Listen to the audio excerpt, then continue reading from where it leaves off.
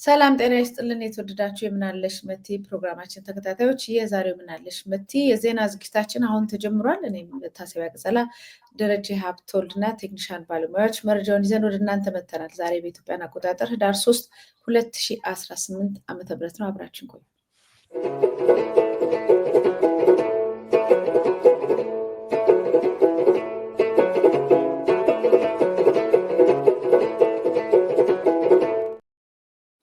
ደረጀ እንኳን ደህና መጣ። እንዴት ውለሃል? እንኳን ደህና ቆይሽ መቲ። ሰላም ብያለሁ። መልካም አድማጮቻችንም ሰላምታ ይድረስ።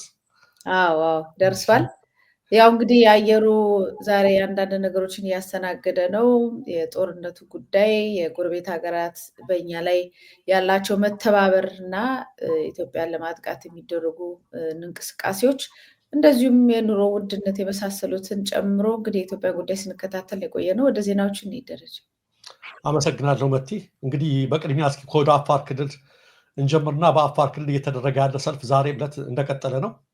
በአንዳንድ ከተሞች ሰልፎቹ የሚደረጉት እንደሰማዎች ምድራችን የጦርነት አካባቢ መሆን የለበትም ይብቃን የሚሉ ነገሮች ሆነው ሳለ በብልጽግና ሚዲያዎች ግን ህወሓትና ሻዕቢያ ተባብረው እያደረጉ ያሉትን ትንኮሳ ያቁሙልን፣ ከክልላችን ይውጡ የሚል ነገር ነው እየተዘገበ ያለው። እሱ ምንም ሆነ ምን ዞሮ ዞሮ አካባቢውን የጦርነት ቀጠና እያደረገ ያለው ብልጽግና ነው የሚለው ምንም ጥያቄ የለውም። ይህም በተመለከተ የአፋር ህዝብ ዛሬም ድምፁን ማሰማቱን እንደቀጠለ ነው። በነገራችን ላይ አሁንም የተያዙ ሁለቱ የህወሓት ኃይሎች ፍልሚያ እያደረጉ ስለሆነ እየተዋጉ ስለሆነ አሁንም ህወሓት ዋነኛው ህወሓት የደብረጽዮን የያዛቸው ቦታዎች እንዳሉ እየተዘገበ ነው። ይዟቸው የቀሩ ቦታዎች አሉ። ብልጽግና ለዚህ ሊደርስ አልቻለም። በዚህኛው ኃይል ነበር ታገላለሁ ያለው፣ አቅም አላደረገም። ይህን ተከትሎ እንግዲህ መቲ በጠዋቱ የዜና ወጃችን የዘገብነውና ከትናንት ወዲያ ሲብላላ የነበረው ነገር ግን የመከላከያ አዛዦችም ማረጋገጫ ሊሰጡ ያልፈለጉት ነገር ኢትዮጵያና ኤርትራ በሚዋሱበት በአፋር ድንበር ላይ አንድ ድሮን መውደቁ ነው እየተነገረ ያለው። እንግዲህ አብይ አህመድ የመጨረሻው ምሽግ የኔ የሚለው ድሮን ነው። በዚህ በድሮን ላይ ነው። ይህን መረጃ ለማጣራት በተደጋጋሚ ነበር ሙከራ ያደረግነው። ለእኛም አንዳንድ መረጃ የሚያቀብሉን የመከላከያ ሰዎች ነበሩ። በዚህ ጉዳይ ላይ አንዱን ያገኘናቸው መረጃ ሊሰጡ ፈቃደኛ አልሆኑም። ብዙዎቹ ደግሞ ሌሎቹ ስልካቸው አይነሳም። የሆነ ሆኖ ግን ማህበራዊ ሚዲያ አንቂዎች አንዳንዶች እየለጠፉት እየዘገቡት ነው። እኛ እስከ መጨረሻው ለማረጋገጥ እንሞክራለን በዚህ ነገር። ይህ ማለት ምንድን ነው? እየተሰማ ያለው ወሬ አንድ አሁን አንቺ እንዳልሽው በአሁኑ ሰዓት ላይ አብይ አህመድ ከብዙ ጎረቤት ሀገራትም ጋር የተጋጨ እየተጣላ በመሆኑ በዚህ ምክንያት እሱ የታጠቃቸውን ያህል ድሮኖች ሌሎችም እየታጠቁ ነው የሚል ነው። አዎ ከአሁን በፊት በሰሜን ኢትዮጵያ ጦርነት ጊዜ ድሮኖች ጠቅመውት ነበረ አብይ። ነገር ግን ሁሌም አንቺ ሌላ ነገር በምታስቢበት ጊዜ እዛ ቦታ ላይ ተቀናቃይ ካለሽ ሁሌም ማሰብ ነው። ይሄ ነገር ይቀጥላል ወይ? ተቀናቃኝ እስካለሽ ድረስ ያ ተቀናቃኝ ሌላ ነገር ሲያደርግ ደግሞ ምንድነው ካለፈው ስህተቱ ተምሮና ሌላ ነገር ታጥቆ ነው የሚሆነው። ስለዚህ አብይ አህመድ የሚመካባቸው ድሮኖች አንዳንድ ተዋጊዎች እጅ እየገቡ እንደሆነ ነው እየተሰማ ያለው። ምክንያቱም ትናንትና አሶሺየትድ ፕሬስ አጃንስ ፍራንስ ፕሬስ ይቀጣ የፈረንሳዩ የዜና ወኪል ስለዚህ ውስጥ አፋር ክልል ስለተደረገው የድሮን ጥቃት ዘግቧል። መቲ ስለ ድሮን ጥቃቱ ዘግቦ 16 ሰዎች መሞታቸው ባለፈው መንግስት ባደረገው 22 ሰዎች መቁሰላቸው ነው የተነገረው። በይሄን ተመልክቶ ይሄን ጥቃት የተፈጸመው የህወሓት ኃይሎች ትንኮሳ በመፈጸማቸው ነው የሚል የመንግስት አካል ነግረውታል። የህወሓት ደግሞ አንድ ባለስልጣን አናግሮ በፍጹም አብይ አህመድ የሚያስታጥቃቸው ኃይሎች በፈጸሙት ትንኮሳ ነው ጦርነቱ የተጀመረው የሚል ነግረውታል። ይህም በተመለከተ በጌታቸው ረዳ ነው የሚመራው ስላሉት ሀራ መሬቱ እንቅስቃሴ ጌታቸው ረዳን ለማረጋጋት ብንሞክር አለ አጃንስ ፍራንስ የፈረንሳይ ዜና ወኪል መልስ ሊሰጡ ምላሽ ብናገኝ አልሆነም አልተገኘም የሚል ነገር ነው። ዛሬ ደግሞ አንድ የውጭ ዜና ጋር የቀረቡት ሚዲያ ላይ የቀረቡት ጌታቸው ረዳ ይህም ትናንትና መልስ ለመስጠት ፈቃደኛ ያልሆኑት ዛሬም ብለው ተናገሩ። ኢትዮጵያና ኤርትራ የሚያነሱት ጦርነት የለም ውሸት ነው በዛቻ ነው የሚያልቀው ብለው ዛሬ ጌታቸው ረዳ ተናገሩ። እና ምንድን ነው በማስፈራሪያም በሽብርም ስልጣናቸውን ለማስቀጠልም ህዝቡን መያዣ በማድረግ የአፋርን ህዝብ መያዣ ለማድረግ ይሄ ነገር ቀጥሏል ነው አንድ። ሁለት በድሮን የሚመካበት የአብይ አህመድ ጊዜ እያለቀ የመጣ ይመስላል። አገር ውስጥ የፈለገ ህዝብ ሰላማዊን ሊገድበት ይችላል፣ የተለያየ ነገር ሊያደርግበት ይችላል። አሁን ግን ድሮን በርካታ ታጥቂያለሁና የፈለጉትን አደርጋለሁ እንዳይል በጣም አስቸጋሪ ሁኔታ ነው እየተፈጠረ ያለው።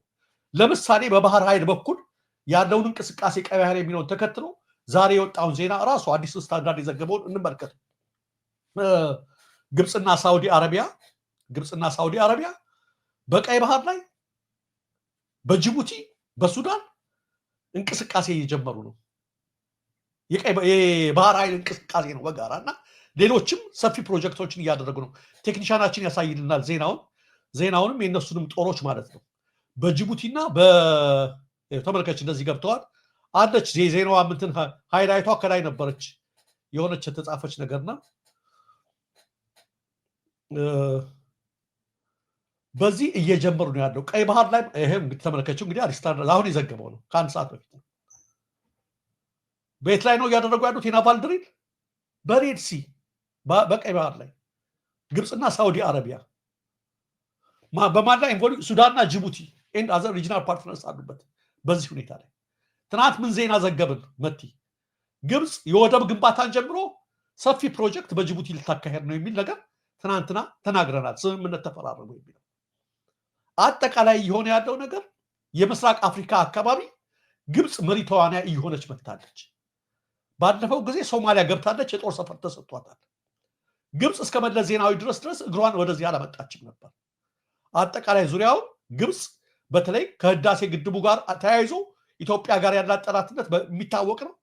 ስለዚህ ምን እያደረገች ነው? ዙሪያውን ከመቼውም ጊዜ በላይ እየተጠጋች ነው። እድሜ ለወደቀው የብልጽግና ፖሊሲ ማለት ነው። በአፍሪካ በጦር መሳሪያ ብዛት ማለት ነው፣ በጀግንነት አላልኩም፣ በዘመናዊ የጦር መሳሪያ በመታጠቅ በብዛት ወታደሮች አንደኛ ግብፅ መሆኗን ታውቂያለሽ። በአየር ኃይልም በወታደራዊ ኃይልም አሜሪካ ለ53ቱ የአፍሪካ ሀገራት በተናጠል የምትሰጠው ድጋፍ ተደምሮ ለአንድ ግብፅ የምትሰጠው አይደርስም። ከፍተኛ ድጋፍ የምታገኝ ሀገር ናት ግብፅ፣ በመካከለኛው ምስራቅ ባላት ተዋናይነት ምክንያት ማለት ነው። እስራኤል ከአሜሪካ ትልቅ ድጋፍ ያደረገችላት ነው። ግብፅ በአሁኑ ሰዓት ላይ ያስተላለፉ ግልጽ ሆኗል መቲ። ግብፅ፣ ኤርትራ፣ ሳውዲ አረቢያ ምናምን በዚህ በኩል ሆኗል። እድሜ ለአብይ አህመድ ማለት ነው የወጠለው። በዚህ በኩል ደግሞ እንደምትመለከተው ሱዳን ሳይቀር ማለት ነው። የሱዳን ፈጥኖ ደራሽ ኃይል መሐመድ ሐምዳን ዳጋሎ፣ አብይ ወይም የአብይ ብልጽግና እና ዩናይትድ አረብ ኤሚሬት ደግሞ በዚህ በኩል ሆነዋል።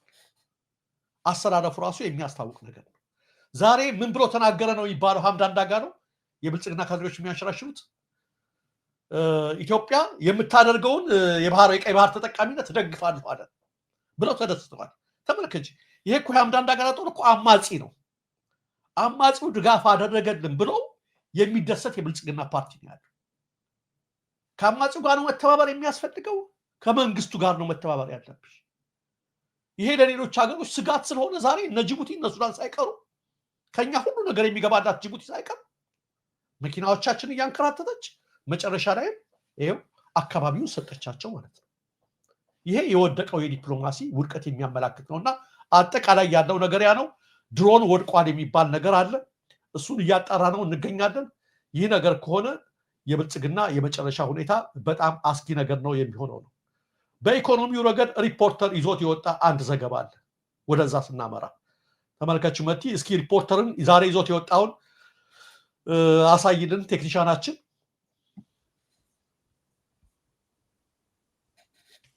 ይሄ ነው የምትመለከቱ ነው። ፓርላማ ላይ የቀረበ ሪፖርት ላይ ነው።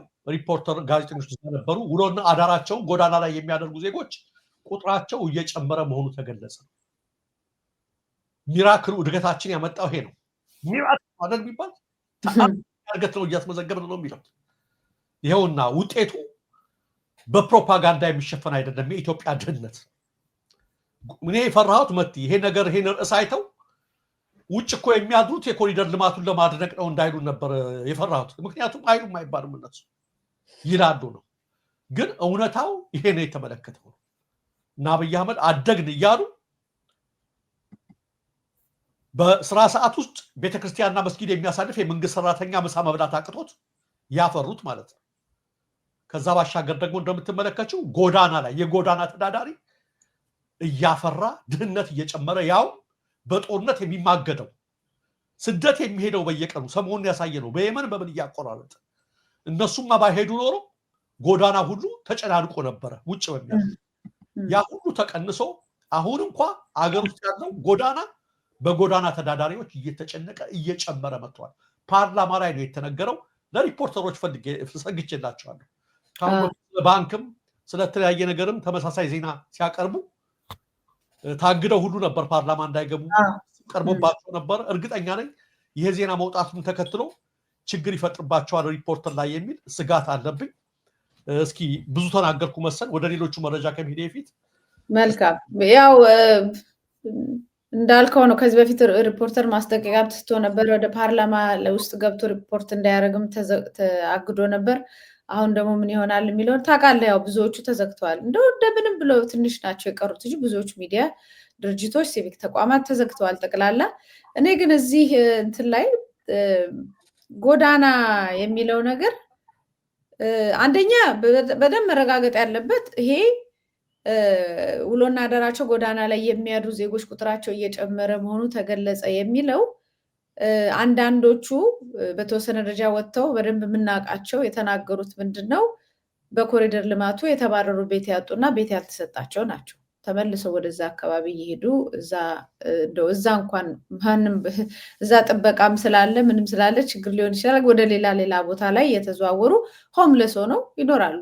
ወይንም ደግሞ የቤት የሚፈርስባቸው ብዙ ልጆች ከአረብ ሀገርም ከምንም መጥተው ብቻ ጫፍ አካባቢ ቤት ይሰራሉ እና ይፈርስባቸዋል። ድሮ የጨረቃ ቤት ምናምን የምንላቸው አሁን እሱን ህገወጥነት ታበረታታላችሁ የሚል ነገር ከዚህ በፊት ተነስቶ ነበረ። በደንብ አስታውሰው።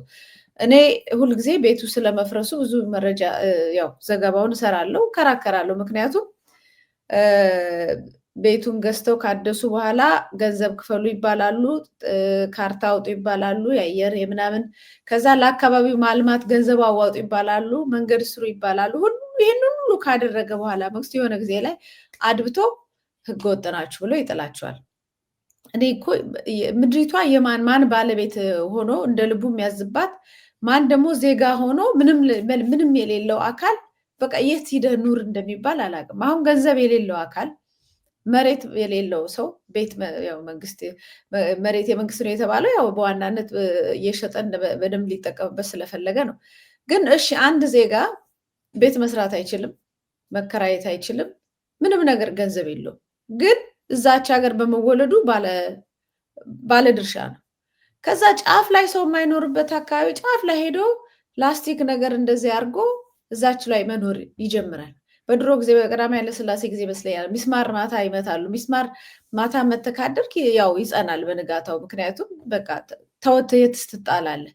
መሬት ውስጥ ያለው እኮ ሰው እየተመራ መሬት ተመራ የሚባለው እኮ በሂደት በተወሰኑ ሂደቶች የቤት እጦቱን ለማቃለል መንግስት የሚወስዳቸው እርምጃ ናቸው እና እንዳለ ያፈርሱባቸዋል። መጥተው ያፈርሱባቸዋል። አማራጭ አለ? የለም አማራጭ። እሺ እንዴት እንኖር? የምናውቀው ነገር የለም። ህገወጥ ባለቤት ከምትሆኑ ህጋዊ ድሃ ብትሆኑ ይሻላል ተብሎ ይጣላሉ። አገር አላቸው፣ ምድሪቱ የጋራቸው ናት። ነገር ግን ምድሪቷ ላይ የሚወስኑ ጥቂቶች የብልጽግና ሰዎች ብቻ ሆነው አንተ አይመለከትህም ይባላል። ከዛ የት ይሆን? ጎዳና የቀረችው ጎዳናች። ጎዳናውንም ደግሞ ብዙውን ክልክል ነው እንደምታውቀው። ከሆቴል እንኳን የተርፍራፊ በላስቲክ ምናምን አንስቶ ለጎዳና ተዳዳሪዎች ለምን እሱ ራሱ አሁን ያስቀጣል። እሱ አይፈቀድም። ስለዚህ የት ይሂዱ? አሁን ባለፈው ያየኸው በዛ በየመን በምን የሚንከራተተው እኮ በድህነት እንኳን የመኖር መብት የለውም ኢትዮጵያ ላይ። በድህነት እንደው የተሻለ ኑሮ ፍለጋ አይደለም፣ በድህነት ጎዳናዋ ላይ ተኝቶ እየለመነ መኖር የማይችል በጣም ብዙ ነው። ይሄ በጣም ፋክት ስለሆነ ህዝቡ ላይ ያውቀው ይገባል። እንግዲህ ምን ይደረግ ምናምን አይደለም ነው። በድህነት ሌላውን ለምኖ ጎዳና ላይ ተኝቶ እንኳን ማደር አይፈቀድም። በየጊዜው እየታፈሱ ወደ ጦር ካምፕ ይገባሉ። አፍሰው ደግሞ የሆነ ከተማ ላይ ይጥሏቸውና ሲረባቸው ተመልሰው ይመጣሉ። የሀገሪቷን የስራ አጥነት፣ የኑሮ የኢኮኖሚ ጉዳይ ምንድን ነው ማድረግ ያለብን? ይቺ ሀገር ትልቅ ናት፣ ሰፊ ነው መሬቷ። ሁሉም ደግሞ ወደ አንድ አካባቢ እንዳይመጣ እንዴት እናርግ ምናምን የሚባል ነገር የለም። ቆሻሻ ናቸው አውጥተህ ጣል ነው።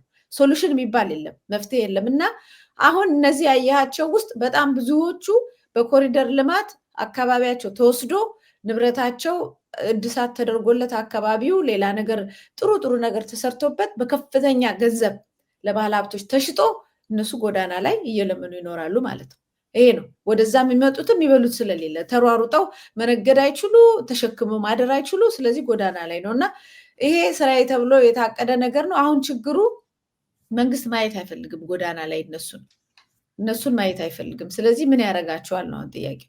ህይወታቸውን ማስተካከል አይፈልግም፣ ለውጥም አይፈልግም፣ ግን ማየት አይፈልግም። እና ማህበረሰቡ እርዳታ ድርጅቶች ምናምን እንትን ካላሉ አሁን እኮ በጣም በአብዛኛው ወደ ጎዳና ላይ የመውጣት ነገሩ እጅግ በጣም ሰፊ ነው። የኢኮኖሚ ኮላፕስ ስለሆነ እሱን እንትን የምንለው ነው። ሌላው ደረጀ የአቶ ታዬ ወደ ክስ ያው እንደገና አሁን ያልሽው ነገር ላይ እንደው እንትን ለማለት አንድ ደቂቃ ጥሩ ነው ያስታወስሽኝ።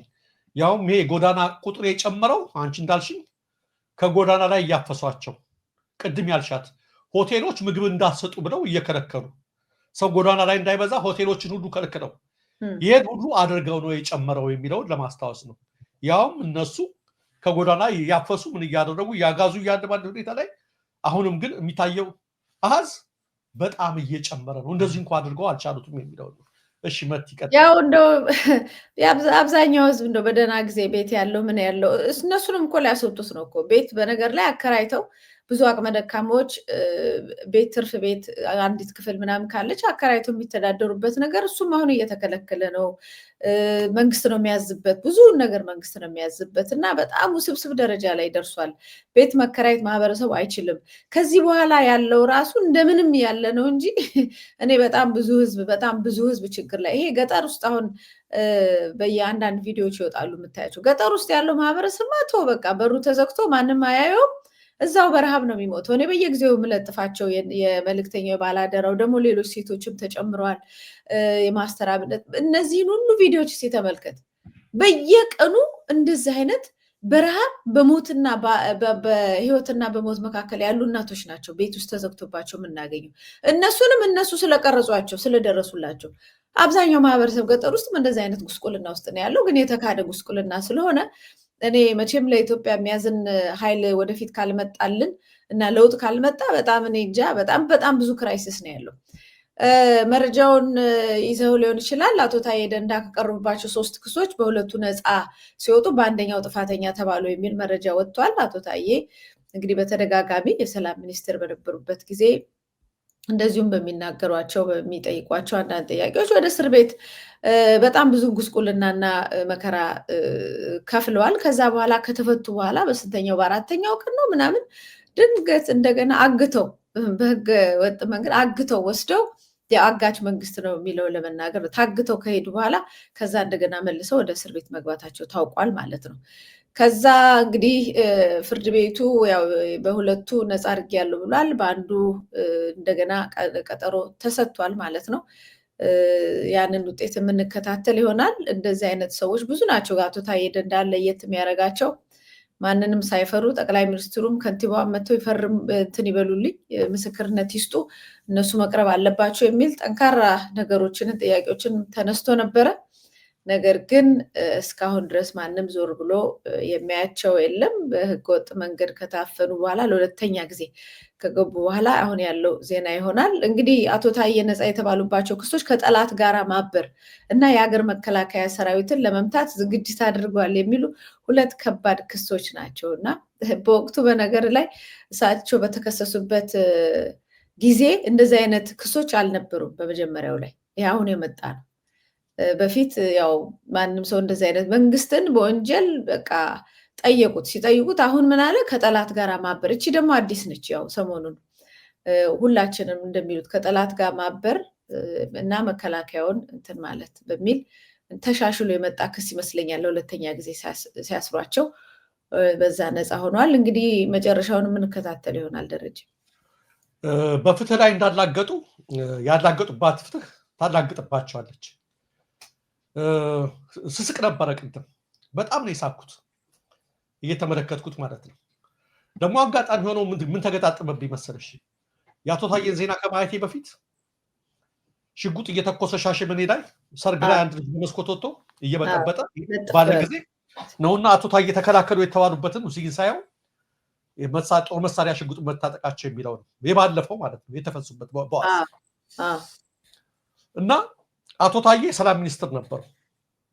እንኳን እሳቸው አንድ ተራ ነጋዴ ሳይቀር ራሱን ለመከላከል ሽጉጥ አስፈቅዶ የሚይዝበት ሀገር ነው በፈቃድ ማለት ነው። የሰላም ሚኒስትር ሆነው ሽጉጥ ይዘዋል ነው እንግዲህ ተከላከሉ የተባሉበት 3 ክስ 4 ክስ ነፃ ቢለው ታዩ። ይሄ ድራማ ከድሮ ጀምሮ የሰለቸኝ ነገር ነው።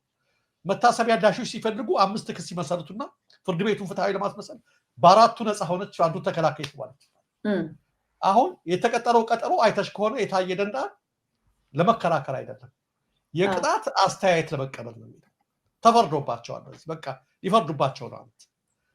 ዋናው ምንድን ለማድረግ ነው? ፍርድ ቤቱን ፍትሃዊ ለማስመሰል የሚደረግ አስጸያፊ ድራማ በጣም የሚያናደኝ ለዚህ ነው እንዲህ አይነት ፍርድ ቤት ከሚኖር ባይኖርም ብለው ለዚህ ሰው በቃ እንዲህ አይነት ከሚያጭበረብር አይተሽ ከሆነ እኮ በደርግ ጊዜ በጣም የሚደነቁት ፍርድ ቤቶች ለምን መሰለሽ ከተወሰደብሽ እርምጃ እንትን ዲሞክራሲያዊ ነው እያልኩ አይደለም። ይወሰድብሻል አቤታዊ ዲሞክራሲ እርምጃ ማነው ሲናገር እንደውም ዘፈን ተከፍቶ የፍየል ወጠጤ ልቦ ያበጠባት ተብሎ በግልጽ ጉዳይሽ ግን ፍርድ ቤት ከሄደ ጣልቃ የሚገባ ፍርድ ቤት ከደረሰች ፍርድ ቤት የተከበረ ተቋም ነው። ፍርድ ቤት ውስጥ ሳቦታጅ አይሰራ። አሁን ተቋሙን የመግደል ስራ ነው እየተሰራ ያለው። ተቋሙን ማፍረስ እኮ ስራ ነው እኮ። በፍርድ ቤት አመኔታ ጠፋ በቃ። ትናንትና እሱ ብቻ አይደለም መቲ ከ13 ዓመት እስከ 25 ዓመት ተፈርዶባቸዋል በውስጥ ያሉ የአማራ እስረኞች ከ13 ዓመት እስከ 25 ዓመት ያለ የህሊና እስረኞች ፋኖ ጋር ግንኙነት አላቸው ተባሉ። አልተዘገበ እኔ ዘግቤዋለሁ። ምን እያደረጉ ነው? የሚጠሏቸውን ሁሉ እየቀጡበት ነው ያሉት። የፍትህ ሚዛኑ ትናንት የተጠቀምኩበት ስዕል ሚዛን የያዘችው ሴትዮ እንደዚህ ይዛ አይነት ጨፍነው ያኛው እንደዚህ እንዲጫ ተደርጎ ነው ማለት ያኛው ማን ነው? መንግስት ማለት ጣልቃ ገብቶ ሚዛኑ እንዲመዝን እያደረገ ነው። በስልክ ትዕዛዝ እየተፈጸመ ነው። ታየ ደንዳ አሁን ተከሰሰ ተከላከል ተብሎ በተዘገየበት ላይ በመጀመሪያው ላይ ምን ተደርጓል? በዋስትና ሆኖ ከውጭ ከራከር ተብሎለታል እኮ በዚሁ ግልጽ መሳሪያ ይዟል በሚባለው። አሁን ግን ምን ይላል? የቅጣት ማቅለያ እንዲቀር ተበየነበት ጥፋተኛ በዚህ እነሱም ያጨሁልሽ ምን ብለው ነው? በሁለቱ ነፃ ሆነ። ይህ አይደለም እንዲህ አይነት የዘቀጠ ድራማ እጅግ በጣም ያስጠላል። በፍትህ በጣም ያስጠላል። ለምንድነው ታየ ይሄን መከራ እየተቀበለ ያለው? ግን እውነታ ሁላችንም አንቺ ቅድም እንደተናገርሽው ነው። ህዝብና ህዝብን ወንድምን ከወንድም የሚያጋጭ ፋሽስት ነው ለካ ፋሽስት ሞት አጠገብ ሆኜ እውነት መስሎ የነበረ በሰሜን ጦርነት ጊዜ ለካ እንዲህ አይነት ጨካኝ ሰው ሞት ነው አብይም በመናገሩ ነው፣ ሌላ ነገር አይደለም። እነሱ ሰማይ አይታረስ ንጉስ አይከሰስ የሚል በዲሞክራሲ ስም በዚህ በሰለጠነ ጊዜ ያን እያራመዱ ነው። ጠቅላይ ሚኒስትሩን መንከት አይቻልም እያሉ እኛ ደግሞ እየታገልን ያለነው ንጉስም በጥፋቱ ይከሰሳል፣ ሰማይን በመብረቅ ይታረሳል እያለ አይቀርም። ደግሞ እንዲህ አይነት ስርዓት ኢትዮጵያ ውስጥ ይመጣል። በጣም በጣም የሚያሳዝን ነው። እጅግ ያፈርኩበት ነው። በጣም የገረመኝ ታዲያ እንደነገርኩሽ ልክ ሳየው ያሪስ ትዝ አለኝ። ሻሸመኔ ላይ መሀል አደባባይ ላይ ሽጉጥ አውጥቶ ልክ ታውኑ ላይ ሲደርሱ በመስኮት ብቅ ብሎ ነው ወደ ላይ የሚያሸብረው ማለት ነው። ተራ ሰው ለማን የብልጽግና ሰው ሀብታም የጊዜው ሀብታም የሚያደርጉ ማንም አሁን የሻሸመኔ የሆነ ዝርዝናቸው ነበረ ሪፖርት ቢያደርጉ ማንም ሊጠይቀው አልቻለም። በጣም የሀብታሞች ሰርግ ነው። እነሱ ናቸው የተቆጣጠሩት አጠቃላይ ያለውን ሰርግ። ህግ የባለ ጊዜዎች ሆኗል። እነሱ ከህግ በላይ ናቸው። የሰላም ሚኒስትር የሆነውን ሰውዬ ግን ትልቅ ስልጣን የነበረበት ሰውዬ እነሱ ስለተቃወማቸው ሽጉጥ ይዘሃል ብለው እያማቀቁት የሚገኙበት አስቸጋሪ ነገር ላይ ነው። የተበላሸ ነገር ነው እየሆነ ያለው መቲና እጅግ በጣም አደገኛ ነገር ነው። የህገ ወጥነቱ እኮ ኢንተርናሽናል ሆኗል። እኛ እንደውም በደንብ አልዘገብነውም ይመስለኛል እንጂ ባለፈው አንድ ኬንያዊ ታግቶ የነበረውን ዜና ታስታውሳለህ አይደል? ታግቶ እንደውም የኢትዮጵያ መንግስት ተባብሮን ገንዘብ ከፍለን ብለው እንግዲህ የኢትዮጵያ መንግስት እንደ አንድ የውጭ አካል ተባብሮን ነው የተባለው እና እዛ በመንግስት ደረጃ ነው መግለጫ የወጣበት እና በደህንነት ገንዘቡ ተከፍሎ ኤምባሲ ከቆየ በኋላ ወደ ኬንያ እንዲሄድ ተደረገ ተብሎ በትላልቅ ሚዲያዎች በኬንያ ሚዲያዎች በመንግስት ደረጃ የተነገረባት ሀገር ነች። እዚህ ጋር ማንም ሰው ሽጉጥ መተኮስ ይችላል፣ ከፈለገ ደግሞ ማገት ይችላል።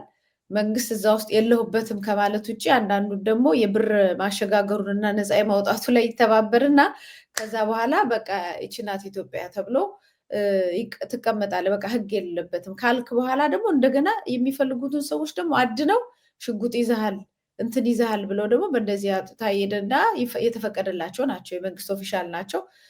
ራሳቸው መጠበቂያ መንግስት የሚያውቀው መሳሪያ እንደያዙ ነው የሚታወቀው። እና አሁን ደግሞ እሱ እንደገና አድጎ ወደ ሌላ መጣ እና በዚህ ደረጃ የሀገራችን ህገወጥ እንቅስቃሴ ኢንተርናሽናል ሆኗል። እንደውም አልተነጋገርንም። ዲፕሎማሲው ምን ያህል ከዚህ በፊትም አንተ እንደዚሁ ፈረንጅም እንደዚሁ የተያዘ ነበረ። እሱ እንኳን ሰላይ ነው ተብሎ ተለቀቃል። ይሄኛው እኮ ታግቶ ገንዘብ ከፍሎ ነው የወጣው እና ምን ያህል እንደሚገለው ወደ ኢትዮጵያ የሚመጣውን ቱሪዝም መቼም የት ሄዶ ይጎበኛል? ጦርነት ነው ሀገሩ። ግን መንግስት ምንም ያው ኮርቶበታል በማገዙ ራሱ። እንደውም ጥሩ ነገር ነው ያነሳሽው። በዚህ ጉዳይ በኬንያዊ መታገት ሩቶ ናቸው ጣልቃ የገቡት። ፕሬዚዳንቱ ሳይቀር ጥሪ ያቀረቡት። ኢትዮጵያ ውስጥ ውርደት እኮ ነው። ኢትዮጵያ ውስጥ ዜጋችን አንድ ለኢትዮጵያ ውርደት ነው፣ ሁለት ለዜጎቻቸው ያላቸውን ነገር። ኢትዮጵያ 20 ሺህ በየመን ላይ ተንከራተዋል ሲባል መግለጫ የሚሰጥ የለም። ይሆን ነገር እናደርጋለን ብለው የኬንያው መሪ አንድ ዜጋ ኢትዮጵያ ውስጥ አግተውብናል ብለው ገንዘብ ከፍለው አስለቀቁ። ይሄ ምናቸው አቅማቸው። ለዚህ ነው አንዳንድ ዲፕሎማቶች ምን ይላሉ መሰለሽ፣ በሰሞኑ የሐሰብ የባህር ምናምን የኢትዮጵያ መንግስት እንትን እንዴ የአካባቢውን የሀገሪቱን ጸጥታ እንደዚህ እየተናጋ ባለበት ሰዓት ላይ እንዴት ነው ይሄን የሚያስበው ይላሉ አሉ አንዳንድ ዲፕሎማቶች። መጀመሪያ ሀገር ውስጥ አይቀድምም ወይ አንድነቱ፣ ጸጥታው እሱም አስከብሮ ነው እንጂ ወደ ሌላ ማድረግ እያሉ ገርሟቸዋል። እና በጣም ዝም ብለሽ ስታስቢው ጎንደር ደርሶ መምጣትን በጸጥታ ጀባ ተደብቁ ጎንደር ደርሶ መምጣትን ሰበር ዜና ብሬኪንግ ኒውስ የሚያደርግ መንግስት በጣም ዛሬ እንደውም የጻፍኩት ነገር ነበርና ዛሬ በጠዋት ሲነሱ ምናምን አይተሽ ከሆነ መቀሌ ደርሰው መምጣታቸው ምናምን ሰበር ዜና በምን በህልማቸው አይችሉም። መቀሌ ሄደው መምጣታቸው ነቀምት መሄድ አይችሉም። እንደው ድንገት አዘናግቶ በ7 ዓመት አንዴ ደርሰዋል። ወለጋ ሄደዋል። አይታሰብም። ያለውን አቅም እንድታየው ብዬ ነው። ራሱ ይሄ መንግስት የሚባለው አካል ይችላል ምናምን እያሉ እንደዛ ይበሉለት እንጂ የራሱንም አቅም እንድናየው እንዳናገር ነው ብዬ ነው። አሁን ያለው ኢትዮጵያ መንግስት ይሄን ማድረግ የማይችል ጎንደር ደርሶ መምጣቱን ብሬኪንግ ኒውስ የሚያስብል ወደ መቀሌ የማይደርስ ነቀምት ድርሽ የማይል አሰብ ላንጣ ሲልሽ ምንድነው የምትይው? አይሄዱም እኮ በቃ ይጋጫል ነው ያሉት። እንትና በተፈራው ነው አድሮ እርስ በርስ እኮ ተጋጨ ይላሉ። ይጋጫል። ይሄ ራሱ እኮ አይሆንም። እንዲህ አይነት መንግስት ነው ያለው። እውነታውን ይሄን መቀበል አለብሽ። እና ይሄ የኔም ብቻ አይደለም የዲፕሎማቶች ሁሉ ሀሳብ ነው። እንዴ የኢትዮጵያ መንግስት አሁን ጎረቤቶች ጋር ከመጣላቱ በፊት በውስጥ ያለው ውጥረት ቆየ ሳይፈታ ቅራኔው እየሰፋ መጣ። እሱ አይቀድምም ወይ እያሉ እንደ ምክር ያቀርባሉ አሉ። ልክ ነው። ይሄኛው ሲቀርብ ነው ያን ነገር የምታደርገው። ይሄ ባልሆነበት ሁኔታ ላይ ያንንም አቮካዶ ካልሽ ዶክተር ደሳለኝ ጫኔ እንዳለው 10 ድስት ጥሎ ሁሉንም እንደማሳረር ነው። ሌላ ነገር የለውም። አቅም አለኝ ለማስባል የሚያደርገው ፕሮፓጋንዳ ነው። ጌታቸው ረዳ ዛሬ አልጀዚራ ላይ ቀርቡ አይዋጉም። ስለዚህ ምንድነው ቡፋ ነው፣ ዝም ብሎ የሚቀደድ ቀደዳ ነገር ነው። ይህንን መረዳት አለብን ነው። ይህንኑ ተከትሎ መቲ ዘይዳው ዛሬ 9 የፖለቲካ ፓርቲዎች ኦነግንና ኦፌኮን ጨምሮ ያወጡት መግለጫ አለ። የመጪው ምርጫ እናደርጋለን ከመባል በፊት ሰባት ነገሮች መስተካከል አለባቸው የሚሉ ነገሮች አሉ። መስተካከል አለባቸው ያሏቸውን ነገሮች በአጭሩ ነጥቦቹን ለማየት አንደኛ ሁሉን አቀፍ የፖለቲካ ድርድር ነው ያሉት። መንግስት ከሁሉም ተቃዋሚ ፓርቲዎች ጋር በእውነተኛ ዲሞክራሲያዊ ሽግግር የጋራ ፍኖተ ካርታ ላይ ለመስማማት የሚያስችል አፋጣኝና ሁሉን አቀፍ ፖለቲካዊ ውይይት መጀመር አለበት ነው ያሉት። ካቀረቧቸው ፕሪኮንዲሽኖች መካከል አንዱ ነው። ይሄን ይችላሉ ነው አይቀበልም። ይሄንንማ ቢያደርግ ኖሮ ጦርነቱም ይበርድ ነበር። እነሱ ያቀረቡት ነው። ሁለተኛ በግፍ ታስረው የሚገኙ ያሏቸው የፖለቲካ እስረኞች አመራሮች፣ አባላትና የፖለቲካ እስረኞችን ያለምንም ቅድመ ሁኔታ በአፋጣኝ መልቀቅ አለበት። የህሊናና የፖለቲካ እስረኞች ያደርገዋሉ አያደርገው የተመለከትናቸው። ሶስተኛ በኦሮሚያ፣ በአማራ፣ በትግራይ፣ በአፋርና በሌሎች ሀገሪቱ ክልሎች እየተካሄዱ አውዳሚ ጦርነቶችና ግጭቶች እየተስፋፉና እየከፉ ነው። ይህ እውነታ በአፋጣኝ በቋሚነትና በሚረጋገጥ መልኩ መቆም አለበት። ይህንንም ቀዳሚ እርምጃ እሱ መውሰድ አለበት። እንዳልኩሽ እንዲህ ውስጥ ኦነግ አሉበት፣ ዋናዎችን ያነበብኩልሽ ኦፌኮ አለበት፣ አረና አለበት፣ ወላይታ ብሔራዊ ንቅናቄ፣ የሲዳማ ህዝባዊ ዲሞክራሲያዊ ንቅናቄ ይገኙበታል። ህብር ልጨምርልህ፣ ህብር ኢትዮጵያ፣ የመላው ሲዳማ ህዝብ ዲሞክራሲያዊ አንድነት፣ ባልደራስ፣ የኢትዮጵያ ህዝብ አብዮታዊ ፓርቲ ኢህአፓ፣ የኢትዮጵያ ሶሻል ዲሞክራቲክ ፓርቲ፣ የኢትዮጵያ ፖለቲካ ፓርቲዎች አንድነት መድረክ፣ ራሱ መድረክ የሚባለው፣ የኦሮሞ ነጻነት ግንባር፣ የኦሮሞ ፌዴራሊስት ኮንግረስ ኤፌኮ፣ የወላይታ ብሔራዊ ንቅናቄ አረና አሉ። በጣም ብዙ ናቸው እና እንግዲህ ተመልከት፣ ይሄ እነዚህ ናቸው የቀረቡትን። እኔ ዋና ዋናዎችን ነው ፕሪኮንዲሽኖቹን ያደረግኩት። እነዚህን ይቀበላቸዋል ካልሽ አይቀበላቸውም። ያልተቋረጠ ጦርነት ለ7 ዓመት የካሄድ ነው። በተለይ የመጀመሪያው ጥያቄ ሁሉን አቀፍ ድርድርና እንደ ሽግግር አይነት ሂደት እንድታደርግ ማለት የሚደፈር አይደለም። እነ ክርስቲያን ታደለ እስር ቤት የተወረወሩት በፓርላማ ጠቅላይ ሚኒስትሩ እየፈረስነች ነው ይህች ሀገር፣ ባላደራ ሽግግር ጊዜያዊ ነገር አድርገው ያስረክቡ፣ ሁላችን ተሰበስቦ የሚደራደሩበት ትራንዚሽን ፔሪየድ ነገር ያድርጉ፣ ሀገር ልትወርቅ ተመሳሳይ ነው ከሱ ጋር። ሁሉን አቀፍ ነገር ምክክር መድረክ ይዘጋጅ የሚለው ነገር ሊቀበለው አይችልም። የራሱን የምክክር ኮሚሽን አቋቁሞ የሚነዛውን ፕሮፓጋንዳ እየተመለከትነው ነው። ስለዚህ እዛ ላይ ነው የሚጋጨው። እዚህ የመንግስት መዋቅሮች ገለልተኝነትን ማረጋገጥ ተብሏል እና እዚህ ላይ እንግዲህ ማን ነው አሁን ገለልተኛ ሆኖ ሊቀርብ የሚችለው? የመንግስት መዋቅሮች ገለልተኝነት ማረጋገጥ የሚለው የሀገራዊ ምክክሩንም እንትን ይላል። የፕሬስ ነፃነትን ማረጋገጥ ተብሏል። የሀገርና የውጭ ዓለም አቀፍ ምርጫ ታዛቢዎች ያው የሚታመኑ እንዲገቡም ተብሏል። እነዚህ ሁሉ ፈጽሞ ካለው ባህሪ ከዚህ መንግስት ጋር ካለው ባህሪ ጋር እጅግ በጣም የሚጣረሱ ናቸው። ስለዚህ ምንድነው መሆን ያለበት? መቲ እነሱም እንዳሉት ነው። እነዚህ ነገሮች ሳይስተካከሉ ወደ ምርጫ ተገባ ማለት ከማዳመቂያነት ያለፈ አይሆንም። ምርጫው ኢትዮጵያ ውስጥ ምርጫ ተካሄደ ለሚል ፕሮፓጋንዳ ለገዢው ፓርቲ ማገልገል ነው ብለዋል። እጋራቸዋለሁ በዚህ በኩል። ስለዚህ እነዚህ ፓዱ የሚባሉት ፓርቲዎች ናቸው ያሉት ካሉ ምንድነው ሊሆን የሚችለው? ቦይኮት ነው የሚያደርጉት። ቀላል ነው። ለምን? ከነዚህ ጥያቄዎች አንዱንም አይመልስላቸው፣ አንዱን ለመመለስ ፈቃደኛ አይደለም። ስለዚህ እኔ የምለው ለምንድን ነው እንዲህ አይነት የማጭበርበሪያ ነገር ጋር እየተሳተፉ አልፎ አልፎ ጥቂትም ቢሆኑ አንድም ሁለትም ሆኑ እየተሳተፉ ምርጫ ተካሄደ የሚባለውን ፕሮፓጋንዳ ለእንደዛ አይነት ከሚያገለግሉ ግብአት ሆነው ራሱና የራሱ ተለጣፊዎች አሉ አይደል? ብር እየሰጣቸው የሚያስቀምጣቸው አሁን እያቋቋማቸው ያሉት ስምረት ምናምን የሚባሉ አሉ። እነሱ ጋዛው ያውቃው ልባችሁ አይከፋፈል። እንዲህ አይነት አምባገነናዊ ስርዓት ባለበት ነገር ላይ የህዝብን ልብ የሚከፋፍል የእናንተን ልብ የሚከፋፍል ኮምጠጥ ብላችሁ በሰላማዊ መንገድም ሆኑ በምን ሆኑ እንዲህ አይነት ነገር እውቅና ለመስጠት ራሱ ትግል።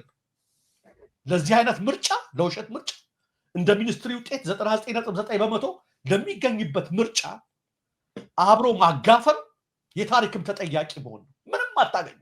እድልም የላቸውም እኮ ባለፈው ትንሽ ይንቀሳቀሳል። አዲስ አበባ አካባቢ ያሸንፋል የተባለውን ባልደራስ እንዴት ኢዜማን እንዴት እንዳደረጉ ባልደራስ አሁን በአብንም አያሸንፍም።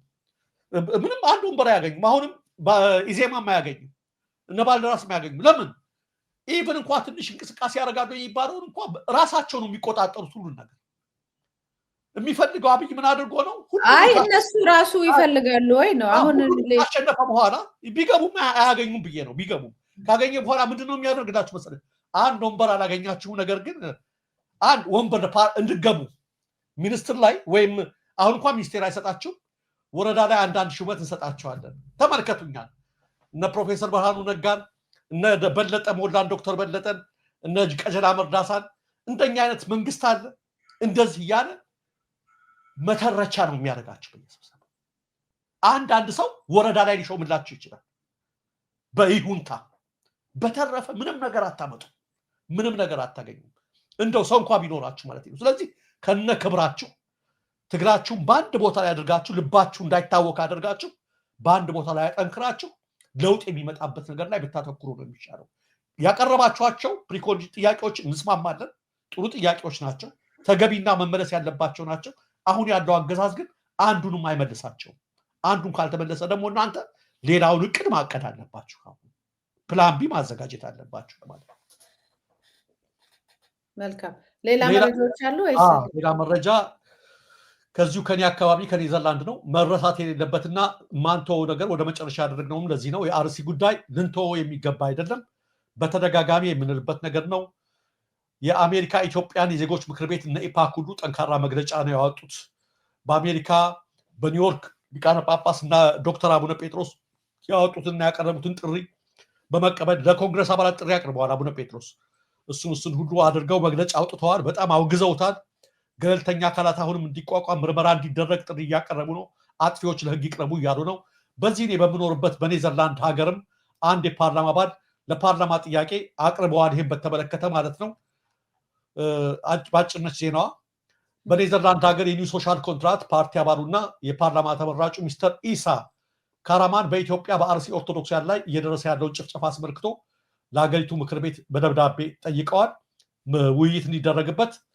ኢሳ ካራማን ራሳቸው ቀደም ባለ ህይወታቸው በመሰል የክርስቲያኖችን ጭፍጨፋ ሰለባ መሆናቸውን በደብዳቤው ላይ አውስተዋል።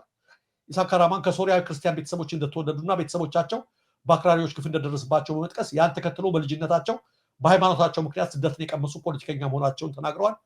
ከሰሞኑ በኢትዮጵያ በአርሲ ውስጥ በአንዱ ኦርቶዶክስ ክርስቲያኖች ላይ እየተፈጸመ ያለው ጥቃት እርሳቸውንም እንደሚሰማቸውና እንዳመማቸው የገለጹት የምክር ቤት አባሉ የኔዘርላንድ የፓርላማ ይህን ጉዳይ በጥልቀት በአንክሮ በማየት የኢትዮጵያ ክርስቲያኖች በሃይማኖት ማንነታቸው ምክንያት ከሚደርስባቸው ጥቃት ከለላና ጥበቃ እንዲያገኙ የበኩሉን ኃላፊነት እንዲወጣ ጠይቀዋል። ይህን ተከትሎ ከሰሞኑ በዚሁ በኔዘርላንድ ፓርላማ በዚህ ጉዳይ ላይ ውይይት እንደሚደረግ የደረሰን መረጃ ያመለክታል ማለት ነው። እንደዚህ ለዓለም አቀፍ ተቋማት ደረጃ ባለፈው እንደነገርኩሽ የናይጄሪያዎችን አንስተን ማለት ነው ከምናደርጋቸው ሰላማዊ ሰልፎችና ትግሎች ጥሩ ነው። በተጓዳኝ እንደዚህ ኮንታክት በማድረግ ሎቢ በማድረግ ኮንግረስ እንዲደርሱ በማድረግ በተለይ ኢፓኮች አሁን ትልቅ ስራ ነው የሚሰሩት እንደዚህ አይነት ነገሮች ላይ እንደዛ እያደረጉ ለመንግስታት ጭምር ተሰሚነት እንዲኖር ማድረግ ትልቅ መንገድና ጥቃቱን ለማስቀረትም የሚረዳ አንዱ መንገድ ስለሆነ በኔዘርላንድ ፓርላማ ላይ በዚህ ጉዳይ ላይ ከሰሞኑ ውይይት ይኖራል ተብሎ ይጠበቃል እና ማንረሳው ነው። አንድ ወቅት ጮህንበት ዝም እንዳንል የሚለውን ነው። መልካም ነው። ያው ፍትሃትና የጸሎት መርሃ ግብር በየአገሩ እየተደረገ ነው ያለው። አንተ ያልከውም ደግሞ ሌሎች አገራትም ላይ ያሉት በደንብ ተደራጅተው ጥያቄውን ያቀርባሉ ብለን እናስባለን። ለዛም ጥሩ መረጃ ነው የሰጠህ ለሌሎች ትምህርት እንዲሆን እንደው ካነሳሁ አይቀር የሁለት ወረዳ ቤተ ክህነቶች ኢትዮጵያን የሃይማኖት ተቋማት ያወጣውን የመጀመሪያ ደረጃ ሪፖርት ውድቅ አድርገዋል። አሁን እየጠበቅን ያለ ነው የነበረው ዝም ከማለት ቢያንስ እነሱ ያወጡትን ነገር ሌላ ቤተ ክህነት ጠቅላላ በየሀገሪቷ ሙሉን ያለው ቤተ ክህነት ወይም የአጥቢያ ቤተክርስቲያናት አስተዳዳሪዎች፣ ጳጳሳት፣ ተወካዮች ምንድን ነው የሚሉ ዝም ብለው የሃይማኖት ጉባኤ ያወጣውን ተቀብለው ዝም ብለው ነው የሚቀመጡት ወይስ ምንድን ነው የሚለውን ብዙ ጥያቄ ያስነሳ ነበር እና አሁን ቲክቫህ ላይ ወጥቶ የነበረው ሁለት ወረዳ ቤተ ክህነቶች የኢትዮጵያን የሃይማኖት ተቋማት ጉባኤ ያወጣውን የመጀመሪያ ደረጃ ሪፖርት ውድቅ አድርገዋል ይላል። ይሄ ጥሩ እንቅስቃሴ ማለት ፊት ለፊት የወጣ ለሃይማኖት ያለውን እውነታ የመመስከር ነው። በአብዛኛው ዝም ስላለ እንግዲህ የሚሆነው እናያለን ወደፊት። የቀረበውን መግለጫ ተንሻፎ የቀረበ ነው። የአካባቢውን ህዝብም በዚህ አዝኗል ብለዋል።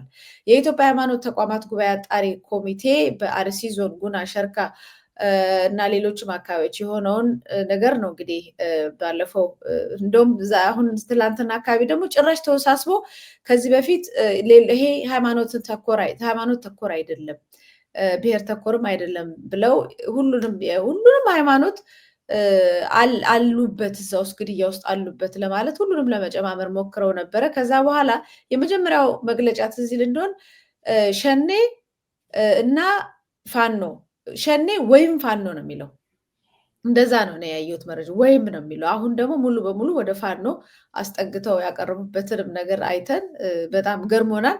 ዞሮ ዞሮ የአንዱ ቤተ ክህነት አመራር ምንድን ነው ያለው? ጩኸታችንን ሰምቶ ወደሚመለከተው አካል ያቀርባል ተብሎ የታሰበው አንድ ትልቅ የሃይማኖት ተቋም ግድያው የአንድ ሃይማኖት እና ብሔር ተኮር አይደለም በሚል በግልጽ የወጣውን ነገር አንሻፎ አቅርቧል ነው ያሉት። ሌላኛው የቤተ ክህነት አካል ደግሞ ሪፖርቱን አይተነዋል፣ ውሸት ነው፣ ከሆነው ነገር በላይ ከግድያው በላይ የሚያመው ያመዋል ብለው ምላሽ ሰጥተዋል ማለት ነው። ቃለ መጠይቅ እንትን ብለዋል።